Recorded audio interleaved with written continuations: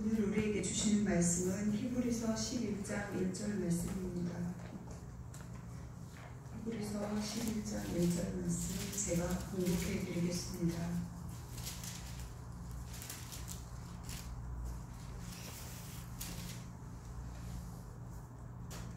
믿음은 바라는 것들의 실상이요 보지 못하는 것들의 증거니. 아멘.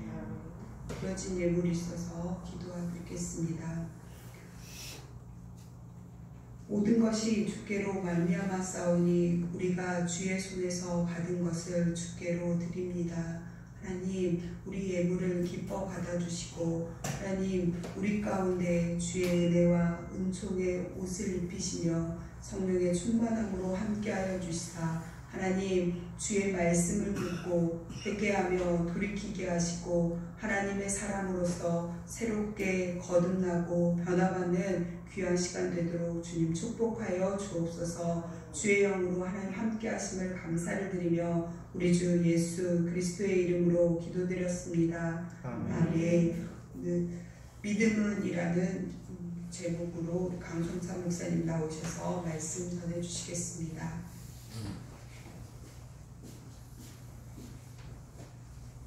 예수님께서 그라사인의 지방에서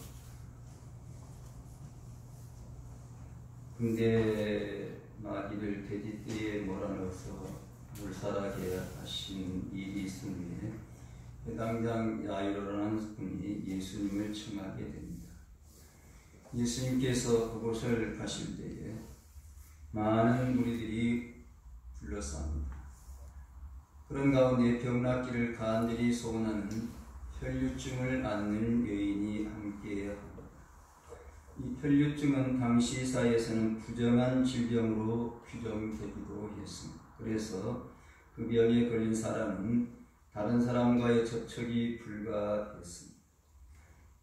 다른 사람이 그 여인과 접촉만 돼도 그 사람도 부정한 취급을 받아야만 했습니다. 그렇기 때문에 가정이나 사회에서 배척을 받을 수밖에 없는 딱한 처지의 여인이었습니다.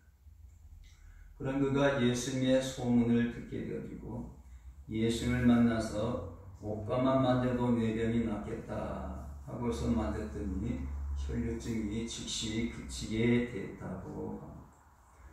예수님께서 이 사실을 아시고 이 여인을 보고 하신 말씀이 내 믿음이 너를 구원하였다. 믿음이 구원했다라고 하십니다. 믿음이 무엇인가를 알게 하신 말씀이라 했습니다. 믿음에 대해서 표준국어사전에서는 어떤 사실이나 사람을 믿는 마음이며 종교적으로는 초자연적인 절대자, 창조자 및 종교 대상에 대한 신자 자신의 태도로서 두려워하며 경건히 여기며 자비, 사랑, 의뢰심을 갖는 일로 신앙과 같다. 이렇게 설명을 하고 있습니다. 에베소서 8절에 너희가 그 은혜를 인하여 믿음으로 말미암아 구원을 얻었나니 이것이 너희에게서 난 것이 아니요 하나님의 선물이라 하셨는데, 이 믿음은 구원을 받아들이는 도구라 하는 사실을 보여주는 말씀으로 구원은 전적으로 하나님의 은혜에 의하여 이루어지는 것이고 하나님께서 이 일을 이루기 위해서 믿음을 도구로 쓰신다라고 이해를 하기도 합니다. 오늘 본문에서 히브리서 기자는 믿음은 바라는 것들의 실상이요 보지 못하는 것들의 증거라 하시는데, 흔히 이 부분을 믿음의 정의라 이렇게 말하기도 합니다. 오늘은 여기서 말하는 실상이나 증거에 대한 설명보다는 우리의 실제적인 의미에 대해서 좀 더 살펴보고자 합니다. 믿음은 그리스도인이 객관적인 실체를 확신하는 것으로 믿음과 바람을 거의 동일시하며 믿음의 미래지향적인 특성을 강조하며 이와 같이 미래를 내다보게 하는 믿음의 능력은 오직 하나님의 말씀만을 의지하고 보이지 않는 미래를 향해서 담대하고 진지하게 나아가게 한다. 이렇게 이 부분을 호크마수석 같은 곳에는 주석을 하기도 합니다. 성경에 유명한 인물 포함한 사람은 다니엘, 그 친구들 얘기를 우리가 잘 압니다. 느부갓네살이 세운 금신상에 엎드려 절하지 않으면 극렬히 타는 풀무에 던져 넣겠다. 그때의 그들이 뭐라고 합니까? 자신들을 풀무 속에 던진다고 할지라도 하나님께서 능히 구해내실 것이고 또 그리하지 아니하실지라도 곧 구원해 주시지 않는다 할지라도 금신상에게 절하지 않을 것이라고 합니다. 무엇입니까? 죽음을 당한다 할지라도 그것이 하나님의 뜻이라고 한다면 받아들이겠다라고 하는 믿음을 가지고 있었다는 것입니다. 왕은 불 속에 던져난 그들의 죽음을 지켜보다가 불 속에 세 사람이 아닌 네 사람이 거니시는 것을 보고 지극히 높으신 하나님의 종들이라 하는 표현을 씁니다. 다니엘도 사자굴 속에 던짐을 당했죠. 그런 가운데 하나님께서 천사를 보내서 사자들의 입을 막으셨으므로 사자들이 상의할 수가 없었습니다. 염려했던 왕이 심히 깊어서 다니엘을 굴에서 올라오라고 하니까 다니엘을 굴에서 올려보니 몸이 조금도 상하지 아니했으므로 그 내용을 성경은 하나님을 의뢰했다. 개역성경에서는 그렇게 했는데 요즘 기정판에서는 믿었기 때문이었다. 의뢰라는 말이나 믿음이라는 말 같은 뜻입니다만 어쨌든 기억성경은 의뢰하였습니다. 기억 개정판에서는 믿음이었더라. 믿음이라 그랬습니다. 우리들이 어떠한 가운데서도 오직 여호와 하나님만을 섬기라는 하나님의 명령을 순종하며 믿음을 지켜야겠죠. 그때에 하나님의 구원 역사의 도구로 사용받아 하나님의 영광을 드러내게 되며 하나님께서 내리시는 복을 누리게 될 수 있다는 것입니다. 이러한 믿음을 여러 가지로 설명합니다만 오늘은 다 설명할 수 없고 실제적으로 믿음을 우리가 어떻게 이해할 수 있겠는가 하는 부분에 대해서만 말씀을 드리고자 합니다. 그런 그 가운데 하나가 믿음을 바라보는 것으로 이해하도록 도우시는 말씀들을 합니다. 이스라엘 백성이 가나안에서 나가는 가운데 호르산에서 출발해서 홍해길을 따라서 에돔 땅을 둘러서 먼 길로 돌아가야만 했습니다. 지쳐버린 백성들이 하나님과 모순해서 원망합니다. 어찌해서 우리를 애굽의 신도에 올려서 이 광야에서 죽게 하는고 이곳에는 식물도 없고 물도 없다. 우리 마음이 박한 식물을 싫어한다. 민수기서에서 그렇게 기록하고 있죠. 하나님과 모세를 원망하며 불신앙적인 말을 내뱉습니다. 이렇게 불평하는 자들에게 하나님께서는 불뱀을 보내서 물거나 쏘아 죽게 합니다. 그러니 백성들은 다시 회개하고 하나님께 탄원을 하죠. 하나님께서는 이러한 자들을 구원하시기 위해서 다른 준비를 하셨습니다. 민수기 21장 8절 9절에서 말씀합니다. 여호와께서 모세에게 이르시되 불뱀을 만들어 장대 위에 달아 물린 자마다 그것을 보면 살리라. 모세가 놋뱀을 만들어 장대 위에 다니 뱀에게 물린 자마다 놋뱀을 쳐다본 즉 살더라 합니다. 하나님께서 불뱀에 물린 이스라엘에게는 그 끔찍한 불뱀을 연장시키는 놋뱀을 쳐다봄으로 살도록 고침받도록 하신 것입니다. 하나님의 명령에 순종하라는 의미에서 취해진 일이라고 보는 것입니다. 뱀에게 물려 죽을 수밖에 없는 자들이 생명을 유지하는 길은 오직 말씀 듣고 순종하는 데 있었는데 그 순종의 길이 노뱀을 쳐다보는 것이었다는 것입니다. 뱀에 물려서 고통받는 저들, 뱀이란 말만 들어도 끔찍한데 그것을 쳐다본다는 것은 냉큼 마음에 들지 아니할 수 있었을 것입니다. 그러므로 아예 나는 뱀하면 그냥 쳐다보기 싫다, 생각이 싫다고 쳐다보지 않은 사람들은 죽어야만 했고, 그럴지라도 하나님께서 노뱀을 쳐다보면 산다고 했으니 믿고 바라본 사람들은 살았다는 것입니다. 그래서 이 부분에서 노뱀이 장대에 높이 달린 것은 그리스도께서 십자가에 달리신 것을 예표한다는 것입니다. 요한복음 3장 14절이 모세가 광야에서 뱀을 든 것 같이 인자도 들려야 하리니 이는 저를 믿는 자마다 영생을 얻게 하려 하시니라 말씀입니다. 불뱀에 물린 자가 노뱀을 쳐다보며 살았듯 죄로 죽을 인생이 죄짐을 지고 십자가에 달리신 주님을 바라보면 살게 된다는 것입니다. 예수님 하늘 영광 보좌를 부르시고 낮고 천한 이 땅에 우리를 구속하시기 위해서 오셨습니다. 우리의 죄를 속량하시기 위해서 십자가에 못 박혀 돌아가셨습니다.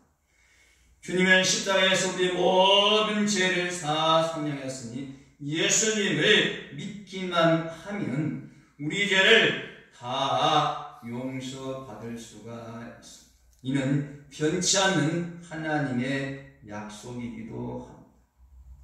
구리뱀, 노뱀의 경우는 육신의 눈이 그것을 바라볼 때에 살게 됩니다. 여기에 믿음의 3요소가 합쳐있다라고 하기도 합니다. 믿음의 대상을 바라보는 지각, 혹 지성적인 요소, 바라보고자 하는 집중력, 의지적인 요소, 바라보면 산다라고 하는 확신, 감정적인 요소가 함께한다는 것입니다. 그런데 십자가의 경우는 영원히 그 십자가를 바라봄으로 구원을 얻게 된다는 것입니다. 고린도전서 1장 18절에 십자가의 도가 멸망하는 자들에게는 미련한 것이요 구원은 우리에게는 하나님의 능력이라 말씀하십니다. 구원을 갈망한다고 할 때에 늘 기억해야 될 말씀입니다. 믿음은 바라보는 것으로서 이스라엘 백성이 광야에서 불뱀에 물린 자들이 노뱀을 쳐다본 즉 살았던 것처럼 십자가에서 우리 죄짐을 지시고 우리를 구속하신 예수님을 바라보면 구원을 받게 된다는 것입니다. 이 사실을 믿는 것이 믿음이라는 것입니다. 그리고 또한 믿음을 먹고 마시는 것으로 설명을 하기도 합니다. 불란서와 영국 간의 전쟁이 있을 때 불란서의 배가 먼 항해에 갔다가 돌아온 길에 물이 떨어지게 되었습니다. 배는 물을 싣고 가기 때문에 있는 물을 마시면 더 이상 물이 없죠. 그래서 선원들은 많이 쇠약해지게 됐습니다. 영국의 포구 앞을 지나면서 이 사실을 알립니다. 그러니까 영국 측에서 전쟁 끝났으니 포구에 들어와서 원한 대로 마음 놓고 물을 마시라고 했다는 것입니다. 그러면은 이 신호를 받은 뱃사람들이 그 신호만 들었다고 해서 살겠습니까? 아니죠. 자기들은 실제적으로 전쟁이 끝났는지 안 끝났는지 모르는 상황입니다. 그럴지라도 그들이 말하는 걸 믿고 배를 항구에 대고 우물에 가서 물을 길어가지고 와서 먹고 마셔야만 했다는 것입니다. 마찬가지입니다. 우리가 어떠한 상황에 처했을 때 도무지 믿을 수 없는 상황에 처했다 할지라도 그 사실을 믿음으로 나갈 수 있어야 된다는 것이죠. 예수님께서 오병이의 기적을 베푼 후에 그 떡을 또다시 얻기 위해서 많은 사람들이 따라올 때에 믿는 자는 영생을 가졌다 말씀하시면서 내가 그 생명의 떡이 인자의 살과 피를 먹고 마시는 자가 살겠다 하시죠. 요한복음 6장 50절에 이는 하늘로서 내려온 떡이니 사람으로 하여금 먹고 죽지 아니하게 하는 것이니 나는 하늘로서 내려온 산 떡이니 사람이 이 떡을 먹으면 영생하리라. 나의 줄 떡은 곧 세상의 생명을 위한 내 살이로라 하십니다. 이러므로 유대인들이 서로 다투어 가로되 이 사람이 어찌 능히 제 살을 우리에게 주어 먹게 하겠느냐. 예수께서 이르시되 내가 진실로 진실로 너에게 이르노니 인자의 살을 먹지 아니하고 인자의 피를 마시지 않으면 너의 속에 생명이 없느니라. 내 살을 먹고 내 피를 마시면 영생을 얻었고 마지막 날에 내가 그를 다시 살리니 내 살은 참된 양식이요 내 피는 참된 은혜라. 내 살을 먹고 내 피를 마시면 내 안에 거하고 나도 그 안에 거하나니 살아계신 아버지께서 나를 보내시니 내가 아버지 나에 사는 것 같이 나를 먹는 그 사람도 나로 인하여 살리라. 이것은 하늘로서 내려온 떡이니 조상들이 먹고도 좋은 그것 같지 않으며 이 떡을 먹는 자는 영원히 살리라. 예수 그리스도를 믿는다 하는 한 방법이 마치 떡과 물을 먹고 마시듯 예수 그리스도의 십자가의 진리를, 하나님의 말씀의 진리를 먹고 마시는 것과 같다는 것입니다. 음식을 제 아무리 풍성히 장만했다고 할지라도 먹지 않고서는 영양을 공급받을 수가 없는 것입니다.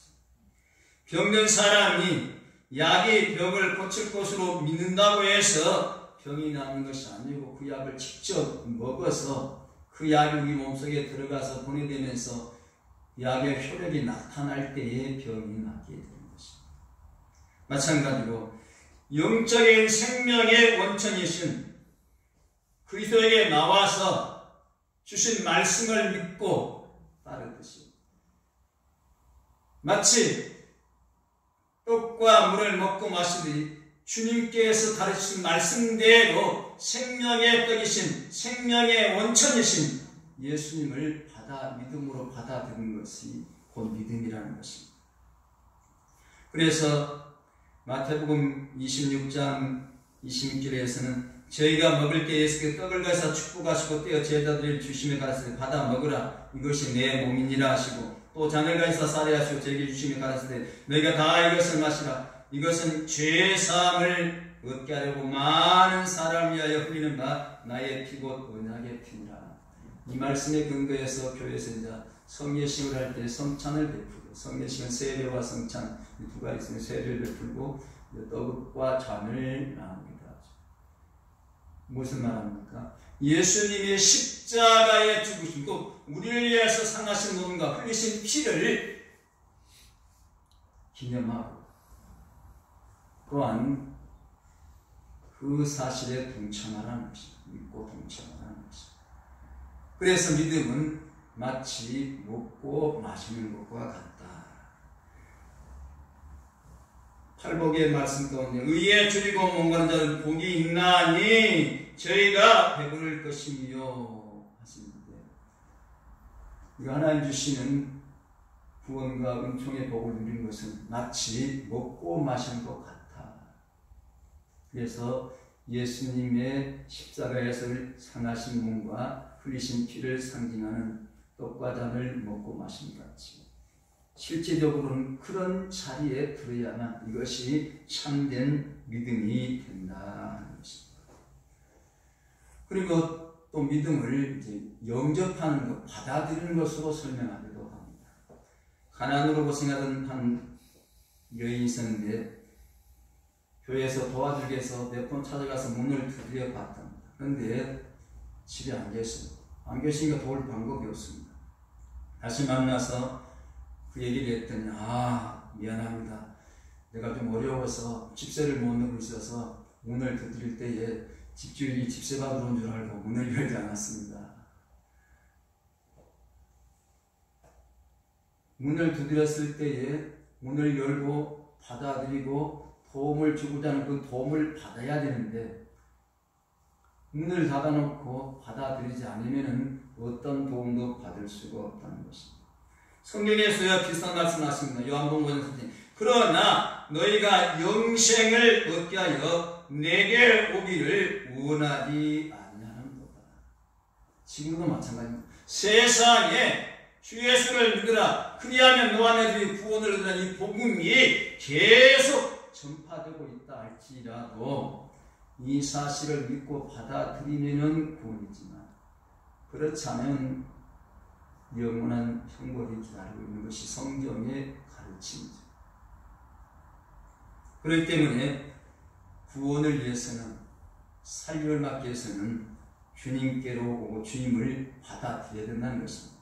계시록 3장 2절에 잘하는 말씀입니다. 볼지어다 내가 문 밖에서 그러니 누구든지 내 음성을 듣고 문을 열면 내가 그에게로 들어가 그러도록 먹고 그는 나로 더불어 먹으리라. 주님을 영접하고 주님과 함께함으로 말씀을 먹고 마심으로 구원의 은총을 누리게 된다는 것입니다. 아까도 해당장 얘기를 했습니다만 해당장에 칭을 받고 가는 도중에 집에서 전갈이 오죠. 주님께 더 괴롭게 하지 맙시다. 이미 딸이 죽었습니다. 그때 예수님께서 뭐라고 합니까? 그래 그럼 가자 하고 돌아가신 것이 아니고 두려워 말고 믿기만 하라. 그리하면 딸이 구원을 얻으리라. 이미 죽었다고 하는데 주님께서는 두려워하지 말고 믿기만 해라. 그리하면 딸이 구원을 얻으리라. 이 말은 무슨 말입니까? 살아날 것이라는 말이죠. 그리고 예수님께서 그 아이 가서 아이야 일어나라 명하십니까? 아이가 살아납니까? 아이에게 먹을 것을 주어라. 무슨 말씀입니까?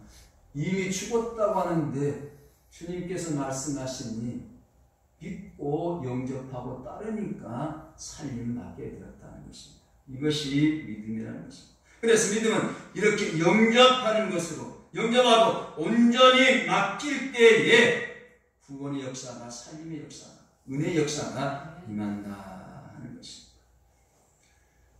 좀 더 설명하신 분들은 이런 설명을 하게 됩니다. 패턴이라는 분이 신약 성경을 자기 나라 말로 번역하면서 믿는다 하는 그 믿음이란 말을 자기 나라 말로 찾지를 못했다는 것입니다. 그런데 어느 날 자기 나라에 선생님이 오셨는데 먼 길을 와서 필요하셔서 의자 위에 자기 몸을 맡기면서 나의 모든 무게를 여기에 맡기고 싶다 라고 했다. 이 말이 그분에게는 굉장히 필요했던 말이라고 합니다. 몸을 의자에 믿고 맡깁니다.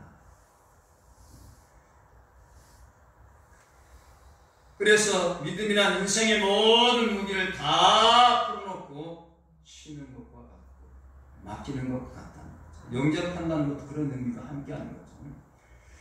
문희 선생님이 잘 아는 친구 집에 가서 정오를 함께 걸으면서 얘기하는 가운데 두 아이가 놀고 있는 것을 보고서 자네 아들인가 물었더니 하나는 내 아들이고 하나는 아닐세. 그럼 어떤 애가 자네 아들인가? 자네가 맞춰보소. 하니까 난 모르겠네. 똑같이 생긴 것 같기도 하고 잘 모르겠네. 아이들을 불러서 나무에 올라가라. 나무에 올려놓고 아이들 보고 뛰어내리라고 하니까 한 아이는 뛰어내리는데 한 아이는 못 뛰어내려. 이제 알겠는가? 난 좀 아직 잘 모르겠네. 그랬더니 그 친구가 처음에 뛰어내리는 아이는 내 아들이고 못 뛰어내리는 이웃집 아이는 왜 그런가? 아니 뛰어내리는 아이는 아버지가 믿어서 뛰어내리라고 하니까 받아줄 줄 믿고 뛰어내리는데 이웃집 아이는 암만 어른이라지만 이웃집 아저씨니까 믿을 수가 없으니까 못 뛰어낸다. 믿음도 그와 같다 하는 것입니다. 골고다 언덕에 세 개의 십자가가 세워지죠. 가운데 십자가는 주님 기다리시고 좌우편에는 두 행악자 혹은 강도라고도 하죠. 달렸습니다. 이들이 처음에는 예수님이 희롱하는 분과 함께 예수를 비방하고 욕하다가 한편 강도가 달라집니다. 그래서 이제 이 한편강도에서 흔히 우편강도라고 하기도 하는데 성경에 직접 우편이라고 하지 않고 성경에 일반적으로 우편은 그런 좋은 자리를 나타내기 때문에 이제 좀 또 살을 붙여서 우편강도 하기도 합니다만 어쨌든 그 한편강도가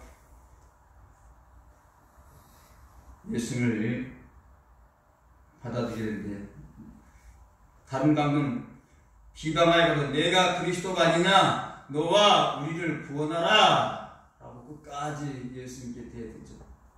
그런데 한 강도는 우리는 우리의 행한 일에 상당한 도움을 받는 것이니 이에 당연하거니와 이 사람이 행한 것은 옳지 않은 것이 없느니라 하고 이어서 하신 말씀이 유명한 말씀이고 예수여 당신의 나라 임하실 때에 나를 생각하소서. 무슨 말씀입니까? 나는 당신에게 내 생명 전체를 맡기겠습니다. 내 미래를 맡기겠습니다 라는 뜻이죠. 이때 예수님께서 내가 진실로 내게 이르노니 오늘 내가 나와 함께 나곤에 있으리라 하시니 주님께서 예수를 믿고 자신을 맡기는 그 강도의 장례를 책임져 주시겠다는 것이죠. 세상과 낙원과의 연계는 그리스도를 믿고 지는 신앙에서 이루어지게 된다는 것입니다.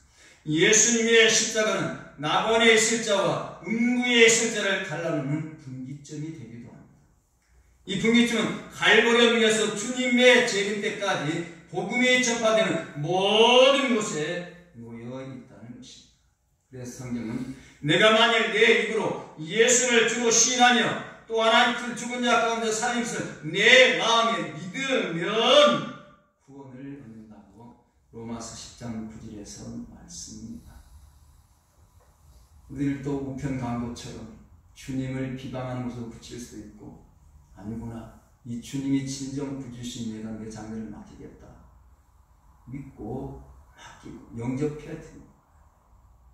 구원을 얻는다는 것입니다. 구약에서도 비슷한 말씀을 하십니다. 신명기 30장 19절에 내가 오늘날 천지를 불러서 너에게 증거를 삼노라. 내가 생명과 사망과 복과 저주를 내 앞에 두었은즉 너와 네 자손이 살게 하여 생명을 택하고 내 하나님 여호와를 사랑하고 그 말씀을 순종하며 또 그에게 부종하라. 그에게 부종하라. 그는 내 생명이시오 내 장수시니 여호와 내 주 아브라함과 이삭과 야곱의 주라 맹세하신 땅에 내가 거하리라고 합니다. 부종이라는 개혁성경의 말씀은 조금 우리가 요즘 안 쓰는 말입니다. 그래서 개혁 개정판에서는 의지하라라는 말을 합니다. 하나님의 말씀을 믿고 의지하라는 것입니다. 따르라는 것입니다. 그럼 오늘도 우리가 어떻게 할 것인가? 하나님 말씀을 받아들이고 영접하고 그 말씀대로 순종하느냐 거절하느냐 따라서 삶과 죽음이 달라진다는 것입니다. 그래서 우리는 때로는 이 선택을 해야 된다는 것이죠. 여호수아가 만일 여호와를 섬기는 것이 너에게 좋지 않게 보이거든 너희 열조가 강적군에 섬기는 신인지 혹 너희의 가는 땅 아모리 사람의 신지 너희의 섬길 자를 오늘날 택하라. 오직 나와 내 집은 여호와를 섬기리라. 우리에게도 이 선택, 영접하느냐 거절하느냐 받아들이느냐 떨치느냐 하는 문제가 달려있다는 것입니다. 그래서 전도자 빌리그레아 목사님은 결단을 촉구하는 시간에 이렇게 하셨다고 합니다. 그를 조롱할 수 있습니다. 무관심할 수 있습니다. 반대할 수 있습니다. 그렇지 않으면 영접할 수 있습니다. 하나님께서 창조할 때 선택의 자유를 주십니다. 결단을 내릴 수 있습니다. 예수님을 어떻게 하시겠습니까? 예수님께서 원하시는 것이 무엇이겠습니까? 회개하시기를 원합니다. 회개가 무엇일까요? 나는 죄인입니다. 잘못했습니다 하는 고백보다도 더한 것입니다. 내가 사는 방향을 바꾸겠습니다. 내 죄에서 나는 돌아서겠습니다 하는 것이요. 그게 예수 그리스도를 나의 마음에 영접하는 것입니다. 내가 가지고 있는 모든 신을 다 버리겠습니다. 주님은 나의 유일하신 하나님, 유일하신 주님, 유일하신 그리스도가 되어야겠습니다. 주님을 그리스도로 영접해야만 하는 것입니다. 이 선택이 100년 후에 위치를 결정하게 될 것입니다. 라고 외쳤다 하기도 합니다. 고린도전서 15장 2절에 너희가 만일 나의 전한 그 말을 굳게 지키고 헛되이 믿지 아니하였으면 이로 말미암아 구원을 얻으리라. 하나님께서 주시는 말씀, 주님께서 원하시는 말씀, 주님께서 우리에게 바라시는 것들을 어떻게 할 것인가? 믿고 받아들일 것인지 거절할 것인지 여기에 영생과 영골이 나눠지게 된다는 것입니다. 요한복음 1장 12절 우리가 잘 아는 말씀입니다. 영접하는 자 그 이름을 믿는 자들에게는 하나님의 자녀가 되는 권세를 주셨다고. 하나님의 자녀는 권세를 주는 말은 다른 말로는 구원받고 하나님 주시는 모든 권리를 누린다는 것이죠. 그러므로 믿음은 예수님을 영접하고 받아들이고 완전히 따르는 것이죠. 이것이 바로 믿음이라 하는 것입니다. 공산국가가 되던 일이라 하기도 합니다. 한 무신론자가 성도를 비난하고 하나님이 없었다고 외쳤습니다. 한 번은 많은 사람 앞에서 하나님 있다면 이 자리에 나타나 보이라. 만일 나타내 오면 나는 이 주먹으로 맹렬히 공격했다고 허공을 치며 신이 나 있습니다. 그런데 하나님이 신신데 눈에 보게끔 나타날 리가 없지. 그러자 더 기고만장한 그는 보십시오. 하나님 어디 있습니까? 낮잠 자고 있을까요? 그러니까 사람들은 와 하고 있습니다. 그때에 청정 가운데서 조용히 듣고 있던 한 농사꾼 부인이 겸손한 태도로 가구단 앞으로 나왔다고 합니다. 많은 사람들이 이 여인을 쳐다보는데 이 여인은 죄송합니다. 한마디 하겠습니다. 저는 선생님처럼 철두철미한 무신론에 이론적으로 대답할 만한 지식이 없으나 한마디 묻지요. 저는 수십 년간 예수 그리스도를 믿어왔습니다. 저는 예수님께서 저를 구원하신 일을 감사하며 살아왔습니다. 그의 은혜는 나에게 더할 나위 없는 기쁨이었습니다. 그런데 제가 죽게 될 때에 가령 하나님이 안 계시는 것과 예수님이 하나님의 아들이 아니라는 것과 구원은 없고 천국도 없다는 것을 모두 알게 되었다면 저에게 대답해 주십시오. 예수님에게 남을 사랑할 것과 옳고 착한 일 등 조금도 죄짓지 말 가르쳤고 그 자신이 우리를 위해 십자가에 죽으심으로 몸도 천사랑을 보여주셨습니다. 이러한 예수 믿고 살아온 내가 생활에 무슨 손해가 있겠습니까? 선생님의 죄로 대답해 주십시오 하자 청중들은 조용해집니다. 그 강사는 말이 떨리기 시작하고 아무것도 손해나는 것이 없겠지요 라고 대답을 하게 됐다고 합니다. 그때 부인은 계속해서 참으로 감사합니다. 그러면 한마디만 더 대답해 주시기 바랍니다. 선생님께서 죽게 되었을 때에 운명하는 자리에서 만일 성경이 참된 진리라는 것과 분명히 지옥과 천국이 있다는 것과 그래서 조물주 하나님 오셔서 우리의 죄대로 심판해서 선생님을 지옥으로 보내버린다면 대답해 주십시오. 선생님은 어떤 손해가 있겠습니까? 장면은 더욱 조용해졌다고 합니다. 무신론 강사의 칭찬 같은 말문은 막혀버리고 한마디 못하고 있자 갑자기 저에 대해서 옳다.